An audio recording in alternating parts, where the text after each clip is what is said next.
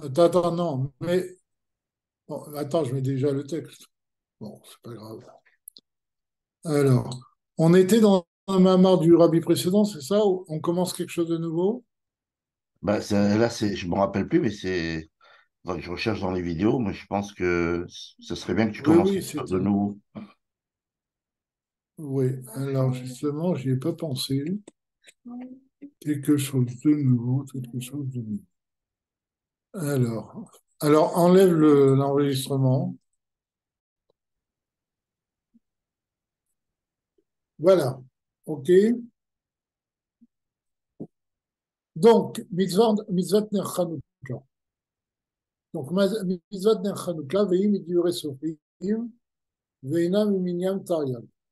Donc, la mitzvah d'allumer les lumières de Hanouka fait partie des mitzvot instituées par nos sages, qui ne fait pas, donc qui ne compte pas dans les 613 mitzvot, mais dans les 620 mitzvot. Vous savez que il y a 613 mitzvot de la Torah et 7 mitzvot qui ont été instituées par nos sages. Donc, Hanouka, alors il y a Hanouka, il y a Purim, il y a Iruv, qu'est-ce qu'il y a comme mitzvot? Il y a 7 mitzvot instituées par nos sages. Et 613 plus 7, ça fait 620. Et 620, c'est la gématria de Keter. D'accord? C'est les Tarach mitzvot. Donc, Ner Chanukah, la mitzvah d'allumer la Chanukah, fait partie des 7 mitzvot instituées par nos sages. D'accord? On va rechim aleya, shalosh brachot, et on fait dessus 3 bénédictions. Léadlik, chez Hassanissim et chez Rian. Donc, le premier soir, on fait 3 bénédictions. Léadlik, Ner Hanouka. Chez Hassanissim, la Votenu, ça c'est tous les soirs, les 2 premières. Et chez Rianou, le premier soir. Ulhavin ma shetiknu léadlik nerot al Shem Hanes. Donc maintenant, on va essayer de comprendre pourquoi les Chachamim ont institué d'allumer des lumières de Hanouka au nom du miracle qui s'est passé. Chez Aya, donc quel miracle? Chez Aya Bachemen, c'était le miracle qu'il y a eu avec l'huile, puisque les Juifs sont rentrés au temple, ils ont purifié le temple, parce que vous savez que les Grecs, en fait, vous savez que les Grecs n'étaient pas des Grecs, mais des Assyriens. Mais c'était des Assyriens qui étaient de culture grecque. Donc c'est pour ça qu'on les assimile aux Grecs. D'accord? Et donc ils avaient même introduit une statue de Zeus dans le Beth Amikdash. Donc c'est pour ça que dans la prière de Hanouka, on dit Tiyahu et Mikdashecha. Ils ont purifié ton Beth Amikdash, ils ont enlevé toutes les idoles, etc. Et ils ont cherché une fiole d'huile pure. Alors, vous connaissez le Chiddush du Rabbi en français. Il rapporte les Acharonim. Il y a un Chiddush sur Rabbi sur le miracle de la fiole d'huile. Il dit que, d'après certains Acharonim, euh, les Juifs avaient le droit d'allumer les nérodes de Hanouka, même avec de l'huile impure.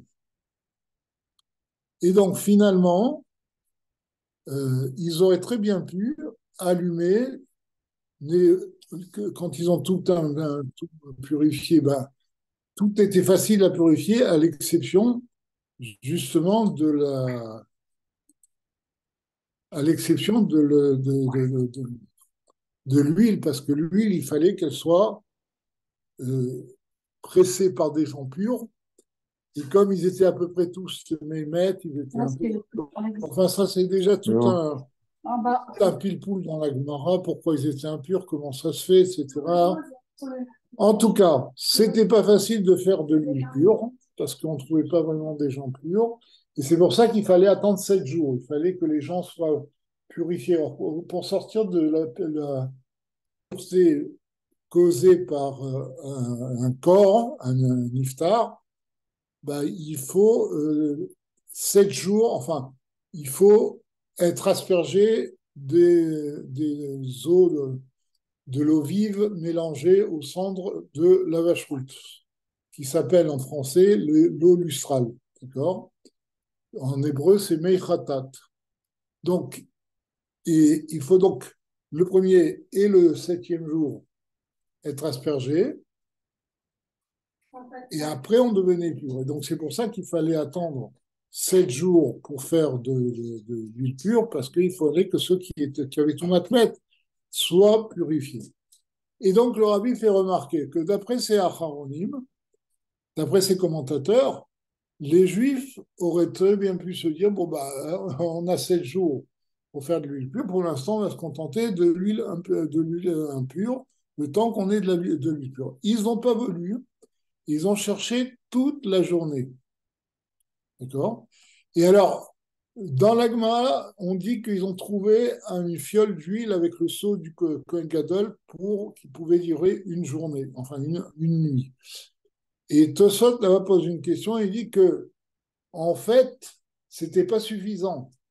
Parce que même si l'huile avait le sceau du Kohen Gadol, si quelqu'un, un Zav, quelqu'un qui avait l'impureté d'un Zav, ou une femme qui était Nida, avait soulevé cette huile, l'huile devenait impure. Et donc on ne savait pas, même si on trouvait une fiole d'huile fermée, on ne savait pas si elle était pure ou non. Et en fait, ils ont trouvé une fiole d'huile. Le Tosfot dit qu'ils ont trouvé une fiole d'huile qui était enfouie dans le sol du Beth Amikdash.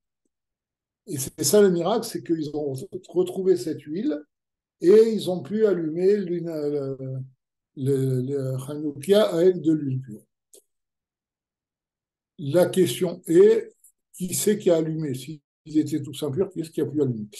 Ça, c'est tout un pile-pouce. Je vous dis, ne rentrez pas dans ces histoires. En tout cas, ça, c'est l'histoire à le pipchat, même si ça pose des questions. En tout cas, donc, et le rabbi dit, vous savez qu'il y a une règle qui dit que Dieu ne fait jamais de miracle en vain.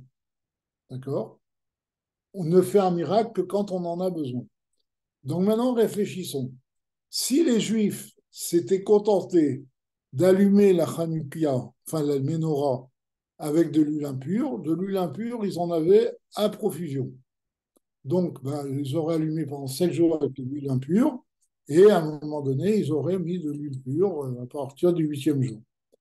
Mais comme ils sont insistés pour allumer avec de l'huile pure, ben, là, Dieu leur a fait un miracle, parce qu'ils n'avaient pas assez d'huile pure pour 8 jours. Et c'est là où le miracle a eu lieu. Et donc, nous voyons ici que le miracle de Hanouka a été provoqué par le comportement du juif. Les juifs ont voulu servir Dieu de la façon la meilleure possible, de la façon la plus pure, et c'est ce qui a fait que Dieu a fait un miracle, parce que s'il n'avait pas voulu, ben, il n'y aurait pas eu besoin d'un miracle. Et de là, le rabbi nous dit, et de là, on peut comprendre quelque chose de très étonnant.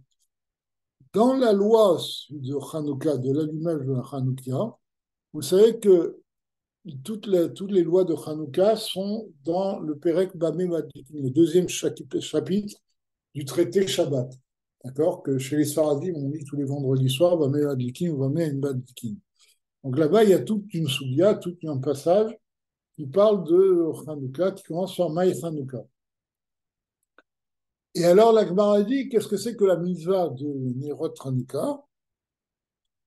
Il dit, ben, la mitzvah, c'est que dans chaque maison, il y ait une lumière allumée chaque soir. Une lumière, la même. C'est-à-dire pas deux ni trois, une. OK? Et la Gemara dit, la Mehadrin, maintenant, si on veut faire mieux, on dit Ner Ish Beito. On a, ner, pardon, Ish Lechol Vechad. Allumer une bougie pour chaque personne de la maison. Chaque homme, a priori, mais en tout cas, allumer une bougie par personne. Toujours le même nombre chaque jour. Et si on veut faire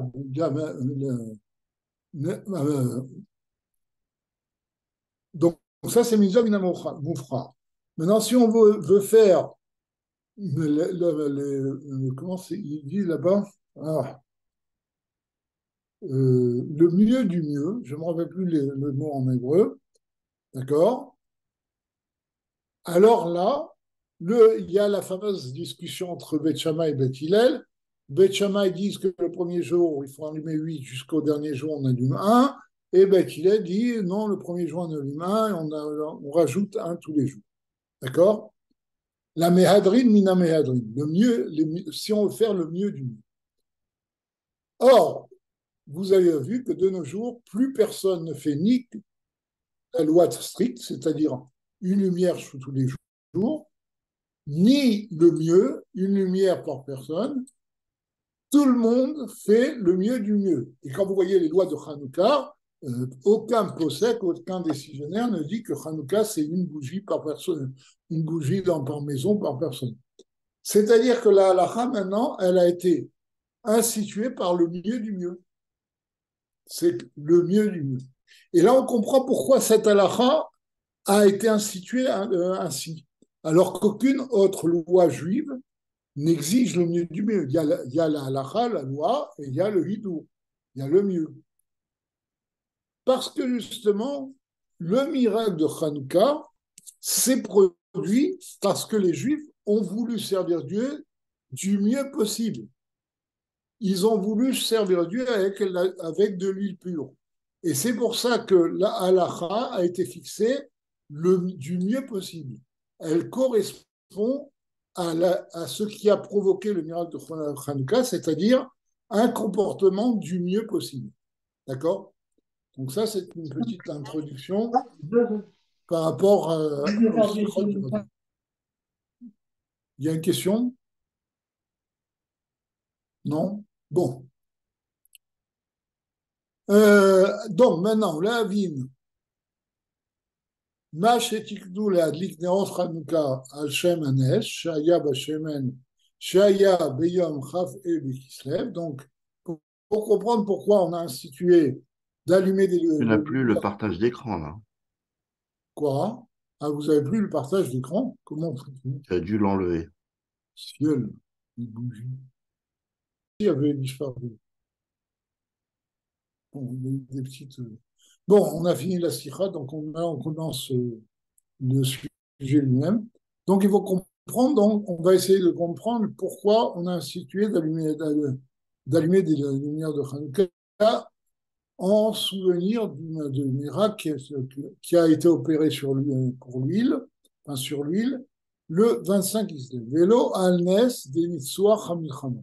La question, c'est pas pourquoi on allume des lumières pour rappeler le miracle de l'huile, mais c'est pourquoi on ne fait pas quelque chose qui rappelle la victoire du peuple juif sur les Assyriens, sur les Grecs.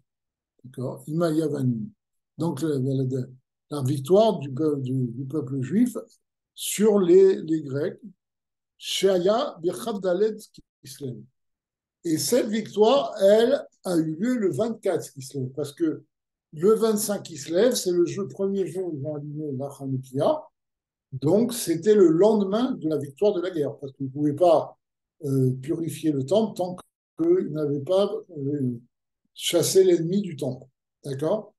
Donc, la question, c'est pourquoi on a institué la fête de Hanouka le 25 Kislev, parce qu'il y a eu un miracle de l'allumage, et non pas le 24 Kislev, qui était le jour où les Juifs se sont débarrassés de leurs ennemis. Et le médecin s'est dit, il dit, chez Zéou, à Ikar, parce que en fait, c'est le principal du miracle, a priori, puisque s'ils n'avaient pas vaincu les Assyriens, ben, il n'y aurait pas eu de miracle du tout, d'accord? Mais la main a sous, mais à Ikar Tafel. Et donc, pourquoi les Chachamim ont fait du miracle principal un miracle secondaire? Les Chayot Sevo, et de la même façon, Matsinu Befurim, on trouve à propos de Purim, chez Kevaou Beyom Amachorat, Shachar Milchama. Purim a été institué le lendemain de la guerre que les Juifs ont menée contre leurs ennemis qui étaient à l'intérieur de l'empire d'Achashverosh. Comme Shekatu, Vaharog Besoneyem, Roulé, Bishlosha Asarbo, Benoa, Bearba Asarbo, Vasoto, Yom Ishte ou Vesimcha. Comme on dit, on a tué nos ennemis le 13 et ça s'est calmé le 14 et on a fait du 14 un jour de festin et de joie, etc. D'accord. Et donc on voit ici aussi que la Purim a été fixée le lendemain de la victoire des Juifs sur les antisémites de l'Empire. ובפסח נקבע היום טוב בו בזמן שהיה הנס ליציאת מצרים. Par contre, Pessah, le jour de la fête de Pessah, a été fixé le jour même où les Juifs sont sortis d'Égypte. Makot Bechorot, et où il y a eu les premiers-nés qui ont été frappés, d'accord? Vegam Ataam shebepessah Ei Mevachim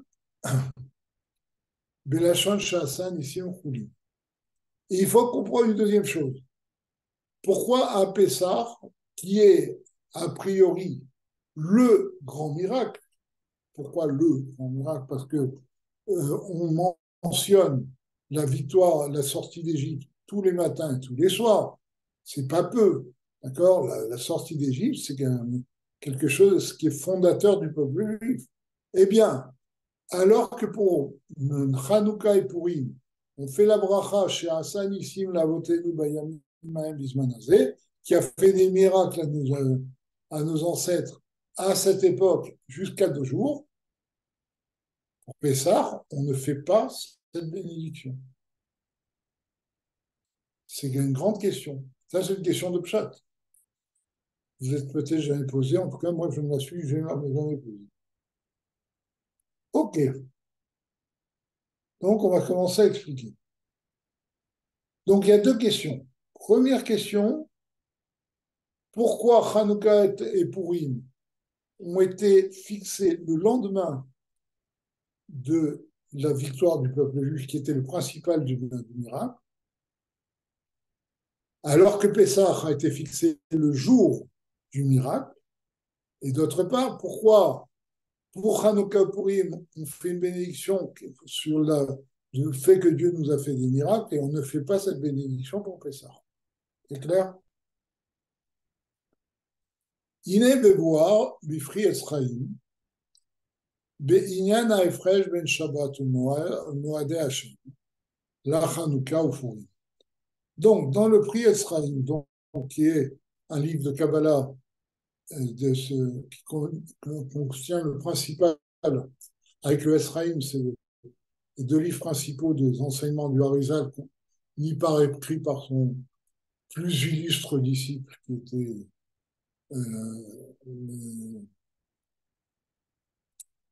était Rabbi Chaim Vital, d'accord. Donc, dans le Pri Esraïm, il y a une explication sur la différence qu'il y a entre Shabbat et les fêtes de la Torah et Hanouka ou Purim, qui sont des fêtes des Rabbanan. Et là-bas, il explique Shebe Shabbat ou Beshalosh Regalim.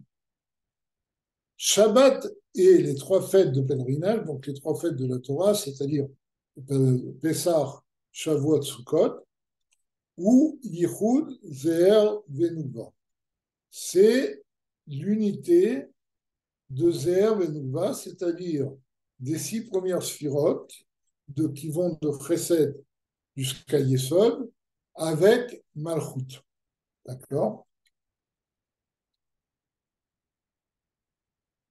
Panim, Pefanim, l'un face à l'autre. D'accord? Dehainu, ça c'est le langage du Pri Esraïm. Dehainu, c'est-à-dire chez Olat ad prinat keter shelo ou mityachedet im azen aver anpin.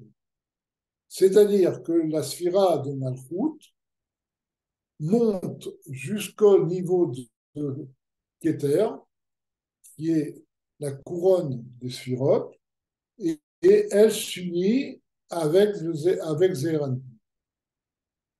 Comme c'est connu, ça c'est expliqué dans Kabbalah, dans Chassidut, que Shabbat, c'est une aliyat al-olamot, c'est-à-dire que les mondes remontent à leur source. Il y a une montée des mondes au niveau spirituel. Donc c'est ça qu'il dit ici, c'est que Malchut remonte jusqu'à Keter et s'unit avec Zeranpin. Aval, Chanukah ou Purim, par contre, Chanukah et Purim, Komata, Rak, Ad, Prinat, Netzach, Od, Yesod. Leur stature ne va que jusqu'à Netzach, Od, Yesod. Kevachol, comme les jours profanes. Et là, chez Melakabelet, Minahod, Dezeranpin, Asma. Mais elle reçoit du niveau de Hod de Zeranpin lui-même. Shelo Ayede Yaakov, sans passer par le niveau de Yaakov. Alors ça, il va expliquer. Ve'achachar mityachedet im Yaakov. Et après, elle s'unit avec Yaakov.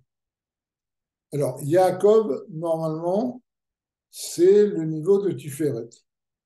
Normalement. Puisque dans les Avot, Avraham, c'est Chesed, Israël, c'est Goura, et Yaakov, c'est Tiferet. Donc, il dit que Zeranpin reçoit de Hod, d'accord, sans passer par Tiferet.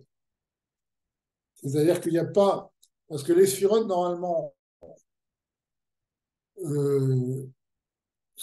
sont alignés. Enfin, il y a deux configurations, mais il y a une configuration où les sphirotes sont alignées et chaque sphira reçoit de l'autre. Donc, il dit qu'ici, pendant Hanouka et Purim, la lumière de Dieu va jusqu'à Nessach Od Yesod. Il n'y a pas l'unité avec Malchut, mais il y a quelque chose de spécial.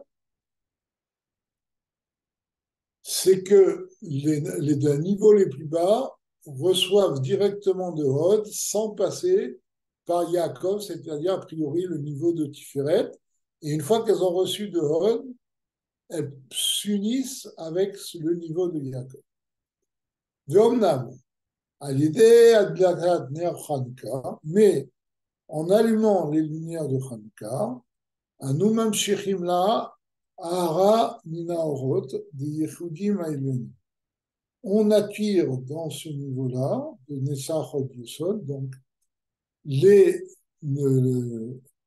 un rayon de lumière qui vient des lumières des unifications supérieures, les Yehudim Yonim, d'accord, des Panim, des Fanim.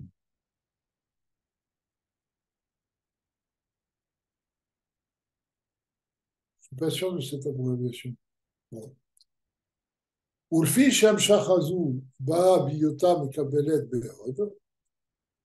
parce que ce rayon de lumière est reçu par Hod, la reine Kavu Lomar al-Anissim Behoda. C'est pour ça qu'on a institué de dire la bénédiction à l'Anissim sur les miracles, parce que cette bénédiction est un remerciement. Oda, c'est le remerciement à Dieu. Et vous savez que la sphira de Hod a deux sens. Hod, ça peut signifier la splendeur, mais le deuxième sens de Hod, c'est Hoda, c'est la reconnaissance ou le merci. D'accord? Et Hoda, en général, c'est un mouvement de soumission. D'accord? Donc, ça, c'est ce que dit la Kabbalah. Je m'excuse de ne pas tous avoir tout expliqué, parce que c'est de la Kabbalah, Et de toute façon, le Tzemar Tzedek va l'expliquer. Ou la vie, ou la skill de Divrei Kocho chez l'Arizal. Donc maintenant, pour bien comprendre les paroles saintes du Arizal qu'on vient de citer, il est Ikar Efresh Alpi Pashut, Ben Nes de Pessah, le Nes de Hanouka. Eh bien, a priori, la différence principale, de façon simple, qu'il y a entre le miracle de Pessah et le miracle de Hanouka ou de Purim, et de Purim, pardon, chez Nez et Pessah, ou Vayetziam, Avdout Lecherout.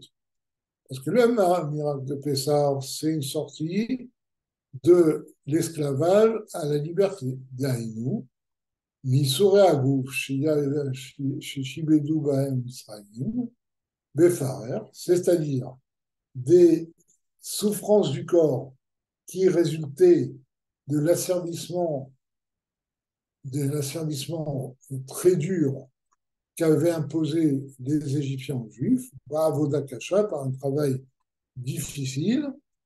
Machenken, Nes de Hanouka ou Purim, par contre, le miracle de Hanouka et de Purim, ou Shenitzolu Mishichat Adat. Ça vient fêter que le fait que les Juifs ont été sauvés de l'oubli de la religion juive. Parce que le principal de la xéra du décret des ennemis d'Israël était sur ça. Moshe Katou, Bikesh Ashkicham Toratecha. D'accord? Comme c'est écrit à propos de Hanouka, que ce que les Grecs ont voulu, d'accord, c'est faire oublier aux Juifs ta Torah. Et que vous connaissez l'explication de Chassidut que Rabbi ramène souvent, qui a écrit l'Ashkichan Torah Techa. C'est-à-dire que ce que les Assyriens voulaient, c'est pas ce que simplement les Juifs oublient la Torah. Au contraire, la civilisation grecque était très intéressée par la pensée juive qui leur apportait des éclaircissements à leur philosophie, à leur connaissance. Et donc, au contraire, ils étaient très intéressés, ils voulaient que les Juifs étudient la Torah. Mais ce qu'ils ne voulaient pas, c'est que ça soit Torah Techa, la Torah de Dieu. La Torah comme une science, comme une philosophie, une connaissance, très bien, mais que ça soit sa Torah, là, ils ne voulaient pas. D'accord? Et donc, c'est pour ça, c'est ce qu'a dit le Seigneur Sédek, c'est que le principal du problème de Hanouka, ce n'était pas la sortie de l'esclavage, la sortie de la liberté, c'était le fait de sauver l'attachement du peuple juif avec Dieu, avec la Torah de Dieu. D'accord? Vechen Beforim, même si c'est moins évident, il y a le même problème à propos de Purim. Les datéennes shonot. Qu'est-ce qu'a dit Haman à Achashverosh? Quel est le problème du peuple juif?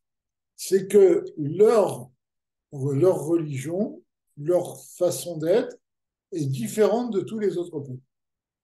Ils n'ont pas d'idole, etc. C'est un peuple très à part. D'accord? De nos jours, on dirait il est borderline. D'accord? Chez Imayu Israël Machniim et Datan, et cela signifie euh, cela signifie en fait en sous-entendu que si les Juifs acceptaient d'abandonner leur religion, lo ayum et fakshim yoter, on n'aurait rien demandé de plus. Et comme la Gemara a dit, la xéra, le décret d'Aman, c'était de tuer les Juifs tant qu'ils restaient Juifs. S'ils abandonnaient leur judaïsme, qui s'assimilait au peuple perse, ça posait aucun problème. D'accord? Donc on voit que même pour Purim, c'était le judaïsme lui-même qui était en péril. Et là, chez Israël, im kadosho, natnu nafsham aladat, leilachem avos.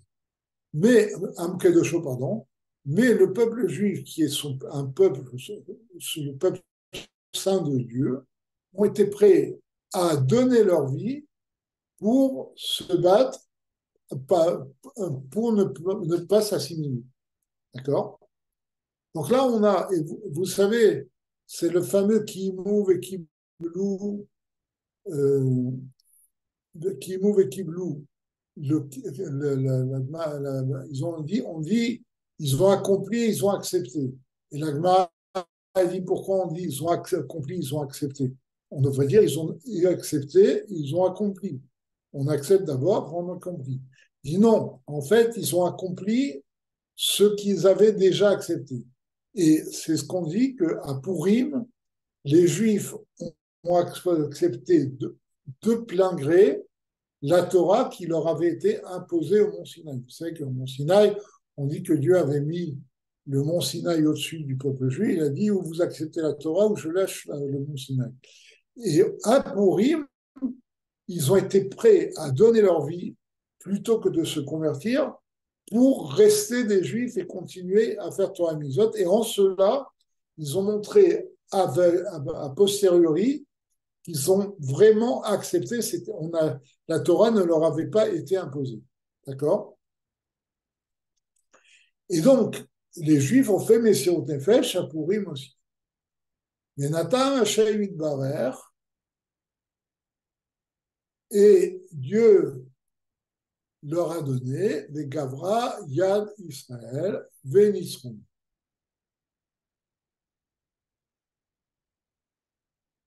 D'accord? Et le peuple juif a pris le dessus sur leurs ennemis et ils les ont vaincus. Et Nimsa Anes ou Sheniv Kayem Adat. Et donc, il en résulte que le vrai miracle n'est pas la victoire des Juifs, c'est le fait que les Juifs aient pu rester juifs et que le judaïsme a continué. D'accord? Et donc, ça, c'est le principal du miracle de Hanouka et de Purim. S'il n'y avait pas eu la victoire des Asmonéens à Hanouka, ben, le judaïsme serait devenu une simple connaissance, une simple philosophie. D'accord? Ve'asibalazé, et la raison de cela, où les malas chez Bisman Agalut, pardon, chez Bisman Galut Misraïm, Aya Zeren Anpin, Prinat Katnut. Alors, la raison spirituelle de ça, c'est que à l'époque de l'exil d'Égypte, Zeher Anpin, donc les sphirotes qui vont de Chesed jusqu'à Yesod, étaient Beprinat Katnut, étaient dans une configuration de petit être, de petitesse. Tlat Kalilan Betlat. Alors, on explique qu'est-ce que c'est Prinat Katnut. Katnut, ça veut dire que les trois dernières étaient englobées dans les trois premières. Ou Biprinat Yibour, Beme Isha. Et ils étaient comme un fœtus dans le ventre de sa mère, dans le ventre de sa mère. C'est-à-dire que à l'époque de l'exil d'Égypte, le peuple juif n'était pas encore né, il était à l'état fœtal, et spirituellement aussi, il était à l'état fœtal, puisque le Zéharanpin était d'une façon petite, où les surotes étaient englobées les unes dans les autres. D'accord. Vous savez, il y avait une sikha bien connue du rabbi sur la Haggadah, où là-bas, le rabbi dit que veut dire He lachma anya yachalu avatana be'ama be'Misraïm. Parce qu'a priori, la question que pose le rabbi là-bas, c'est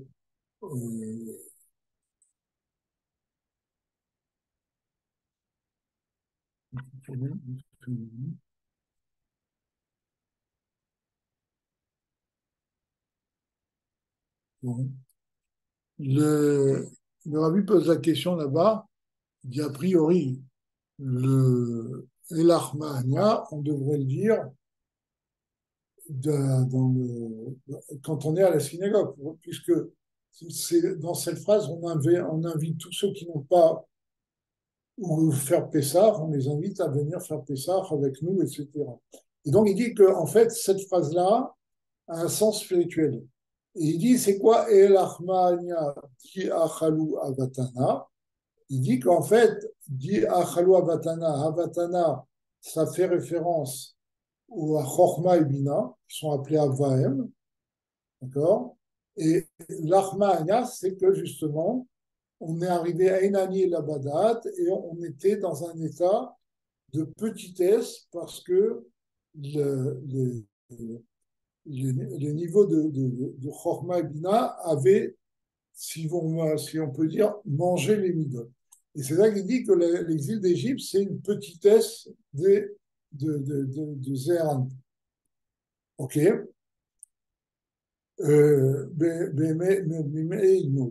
Donc, c'est comme un fœtus dans le ventre de sa mère. C'est pour ça, vous savez, il y a une lettre du rabbi, entre autres, il y a plusieurs endroits en Chassidut où on explique que pourquoi on mange le Corban Pessah recroquevillé sur lui-même, parce que c'est la position fétale. Ça montre justement que le peuple juif était dans un état de fœtus lorsqu'ils étaient en Égypte. D'accord? Comme c'est écrit dans le livre Ta'amei Mitzvot, justement, du disciple de Harizal, le Rachou, Rabbi Chaim Vital. Et il y a un Corban Pessah à propos du sacrifice de Pessah, voilà, il le rapporte, ça c'est la source. Rocho al-Kera'a ve al-Kirbo. Le Corban Pessah devait être cuit avec sa tête sur ses jambes et sur son ventre. Et donc, c'est ce qu'on appelle la position fétale.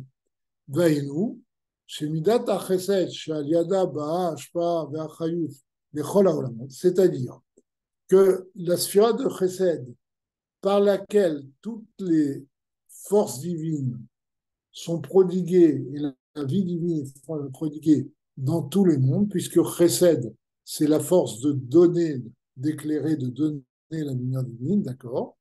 Aïta Biprinat Katnout était dans un état de petitesse, Katnout Meod, de très forte petitesse, Dehaïnou, Shaïta Ashpa Rag Biprinat Achoraïm, Kiman Deshaté Patar Katfin.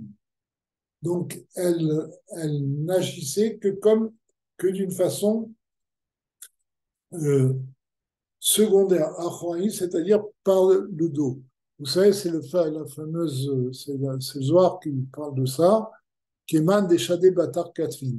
C'est comme quelqu'un qui donne à manger en lançant la nourriture derrière son dos. Vous connaissez l'exemple qui est rapporté dans le Tanya. C'est comme quelqu'un qui a un prisonnier qui est un grand ennemi, mais il a besoin de le garder en vie parce que c'est une monnaie d'échange. Et donc, quand il va le nourrir, il va même pas vouloir le voir, il va le nourrir en jetant sa nourriture par derrière pour ne pas voir ce prisonnier. Et donc, c'est la même chose.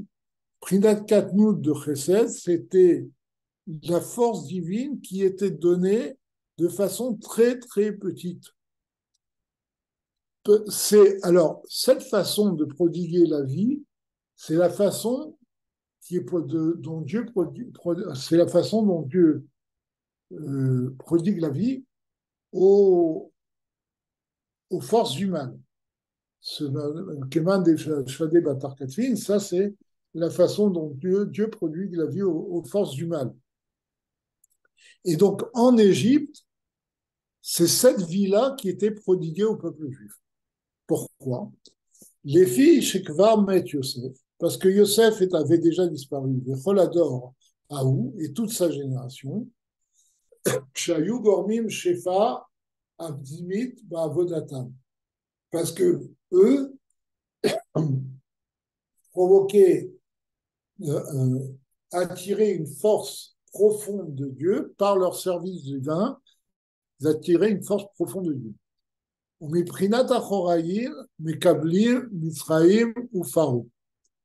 Par contre, à leur époque, c'était l'Égypte et le Pharaon qui recevaient de ces forces de façon secondaire.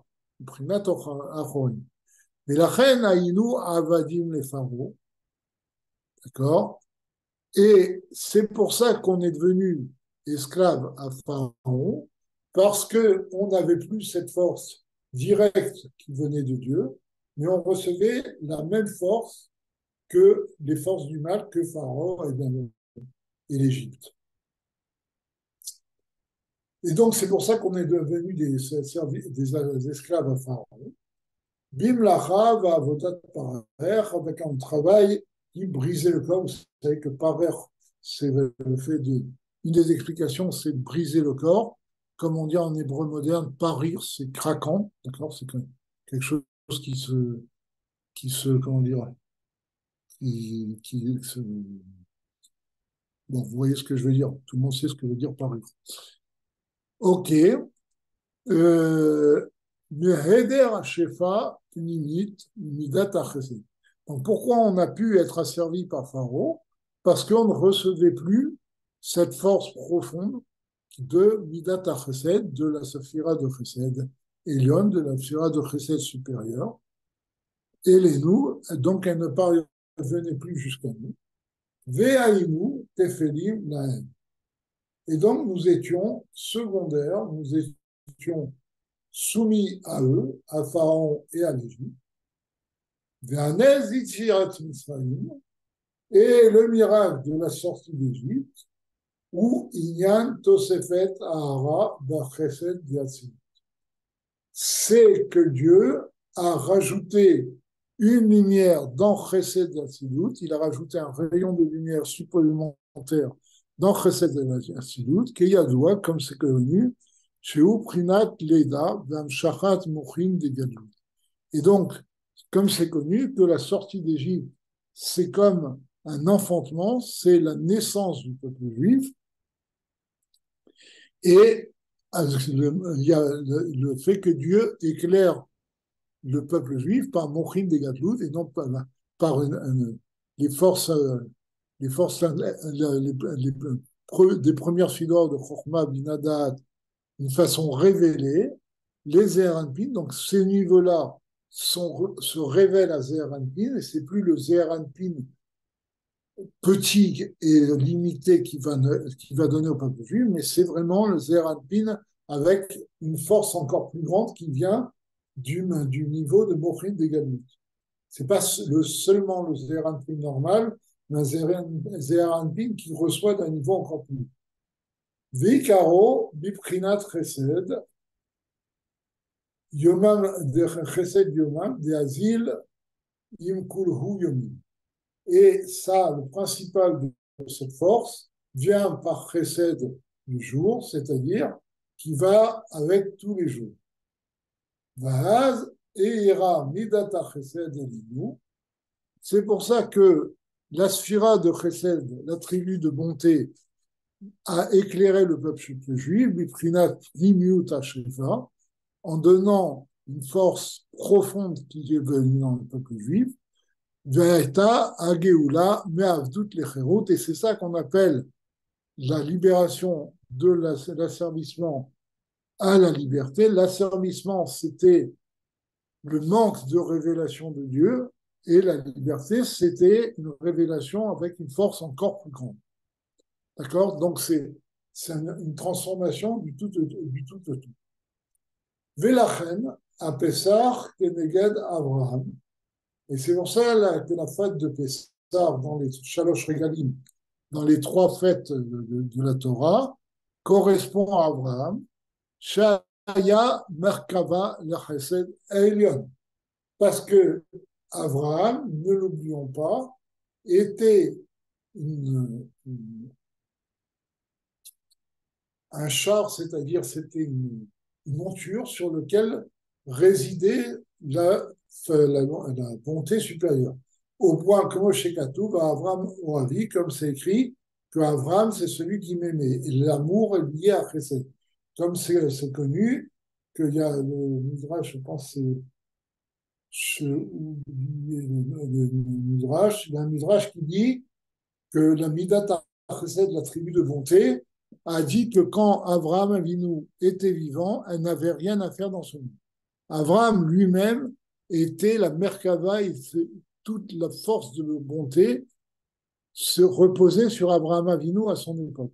Et d'ailleurs, en passant, c'est pour ça que quand il y a eu le sacrifice d'Israël, Dieu dit à Abraham, qui ata yadati qui irait l'okimata, car maintenant je sais que tu me crains. A priori, il ne savait pas que Abraham craignait Dieu, il faisait tout pour Dieu. Mais comme on explique dans Chassidut, c'est que Abraham Avinu, jusqu'à présent, n'a servi Dieu que par la bonté. Il avait un amour infini de Dieu, sans limite. D'accord? Donc, tout ce qu'il faisait, c'était par amour pour Dieu. Et le problème, et ça, c'est le rabbi explique dans une sikha, en deux sikhot d'ailleurs, le problème, c'est qu'on aurait pu penser que Avram avait une nature comme ça. C'était un homme bon. Donc, comme il était bon, il a servi Dieu par sa bonté, il a aimé Dieu, etc. Et là où il y a eu un chidouche, quelque chose de nouveau, c'est que Avram a accepté de sacrifier Israël. Ça, c'est pas un sentiment d'amour pour Dieu, c'est un sentiment de crainte. On ne sacrifie pas un fils par amour, on le sacrifie parce qu'on nous l'impose. Et ça a révélé chez Abraham le fait qu'il avait aussi une crainte de Dieu, que ce n'était pas sa nature. La preuve, c'est que quand Dieu lui a dit tu ne me sers plus par l'amour, mais je veux que tu me sers par la crainte, il a été capable de le faire aussi.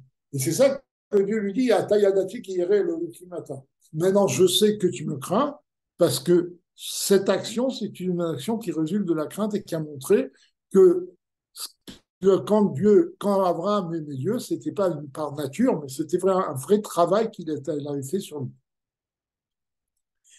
והנה כל תוספת אהבה במידות ou על ידי Shem Ma. Et toute lumière supplémentaire qui vient dans les attributs émotionnels ou sentimentaux vient par le Shem Ma. Donc le Shem Ma, vous savez que c'est le nom qui correspond à Chochma, qui iné nodash prinat katnut ou mishemot elokim, ou prinat gatlut ou mishem avaye.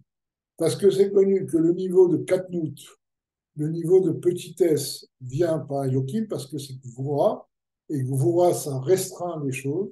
Et le niveau de Gatlut, le développement et la grandeur, vient par Availlé, parce que Availlé, c'est Chesed, d'accord? Et donc, le fait qu'il y ait une lumière qui prodiguait, une lumière supplémentaire plus haute qui est prodiguée, ça provient de Shema qui est lié à Availlé, ça provient de la bonté essentielle de Dieu qui prodigue encore plus que ce qu'il produit en temps normal.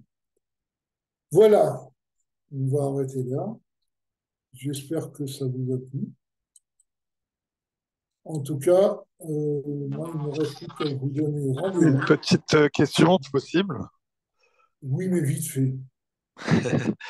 Alors, comme la sortie d'Égypte, alors vite fait. Pour revenir à la question de départ, euh, pourquoi, pourquoi dans ce qui concerne Purim ou Hanouka, c'était au lendemain?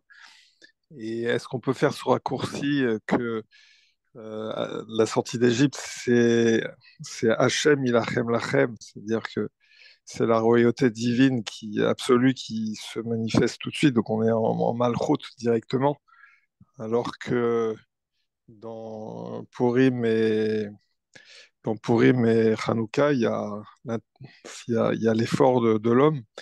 Est-ce que c'est ça qui fait il y en a un où c'est spontané tout de suite, le fait de le Alors, commémorer, et l'autre, c'est plus le lendemain? Alors, je vais vous répondre, je n'en sais rien. Comment? Peut-être que oui, c'est-à-dire c'est une explication que je n'ai pas vue. D'accord? Donc, Et j'ai pensé à ça. Bon, ouais. je ne peux pas valider ou invalider parce que c'est peut-être vrai, c'est peut-être pas vrai. Donc, je ne peux pas me permettre de dire non. OK? Chazak, OK, allez. Shavuot tov. Mazel Tov.